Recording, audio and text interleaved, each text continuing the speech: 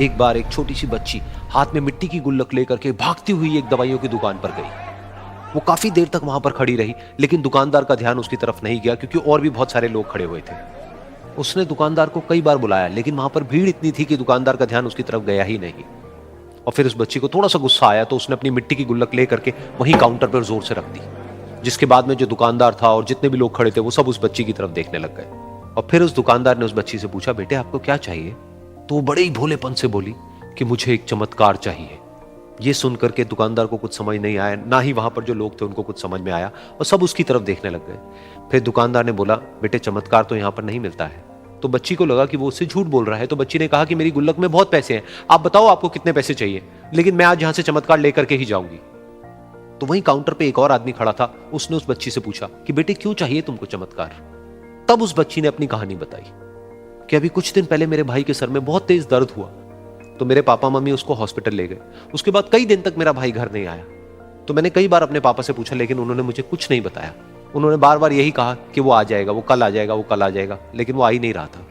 तो मैंने देखा कि मम्मी रो रही है, और पापा मम्मी को कह रहे थे कि उसकी दवाइयों के लिए और उसके इलाज के लिए जितने पैसे चाहिए उतने मेरे पास में नहीं है, अब उसको कोई चमत्कार ही बचा सकता है। तब मुझे लगा कि अगर मेरे पापा के पास में इतने पैसे नहीं भी हैं तो क्या हुआ, मेरे पास में तो है। तो मैंने जितने भी पैसे जोड़ रखे हैं वो सारे लेकर के मैं इस दवाई की दुकान पर आई। फिर उस आदमी ने उस बच्ची से पूछा, कितने पैसे हैं तुम्हारे पास में? ये सुनते ही उस बच्ची ने अपनी गुल्लक उठाई, जमीन पर फेंकी और तोड़ दी, और पैसे गिनने लग गई। बाकी सब लोग खड़े होकर के उसको देख रहे थे। थोड़ी देर बाद उसने सारे पैसे अपने हाथ में इकट्ठे किए और बोली, मेरे पास में पूरे 19 रुपए हैं। वो जो आदमी वहां पर खड़ा था वो थोड़ा सा मुस्कुराया और बोला कि अरे तुम्हारे पास में तो पूरे पैसे हैं, इतने का ही तो आता है चमत्कार। ये सुनकर के वो बच्ची बहुत खुश हो गई और बोली कि चलो मैं आपको अपने पापा से मिलवाती हूं। बाद में पता लगा कि वो आदमी कोई आम आदमी नहीं था, बल्कि एक बहुत बड़ा न्यूरोसर्जन था, और उसने सिर्फ 19 रुपए में उसके भाई की सर्जरी करी, और कुछ ही दिन बाद वो ठीक होकर के घर वापस आ गया। फिर कुछ दिन बाद वो बच्ची, उसका भाई, उसके पापा, उसकी मम्मी चारों एक साथ बैठे हुए थे और बात कर रहे थे। तो उसकी मम्मी ने उसके पापा से पूछा कि अब तो बता दो ये चमत्कार आपने किया कैसे?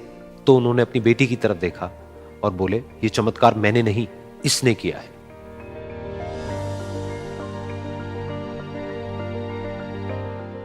तो यहां पर एक बहुत बड़ी बात है जो हम उस छोटी सी बच्ची से सीख सकते हैं कि जिंदगी में कभी कभी ऐसा होता है कि हमको कोई रास्ता नजर नहीं आ रहा होता है और हम लोग हिम्मत हार जाते हैं। तब हमारे अंदर एक बच्चा होता है जो कोशिश करने से कभी भी पीछे नहीं हटता है।